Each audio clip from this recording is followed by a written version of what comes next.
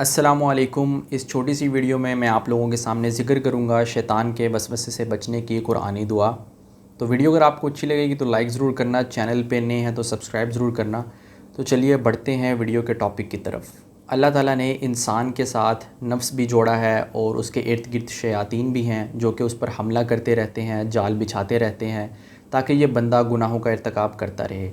اور کبھی کبھی انسان ہے اس کا ایمان اوپر نیچے ہوتا رہتا ہے، تو وہ کبھی کبھی شیطان کے وسوسے کے اندر آ کر، اس کے چکر کے اندر آ کر وہ گناہوں کا ارتکاب کر بیٹھتا ہے، اور کبھی کبھی تو اس کے رستے پر چلتا ہی رہتا ہے اور گناہ کرتا رہتا ہے۔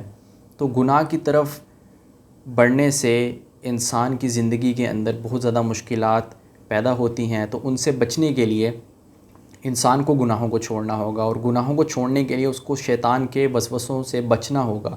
تو اسی سلسلے میں اللہ تعالیٰ نے اپنے بندوں کو قرآن کے اندر ایک دعا سکھلائی ہے کہ جس سے انسان شیطان کے وسوسوں اور حملوں سے بچ سکتا ہے۔ اور وہ دعا کیا ہے؟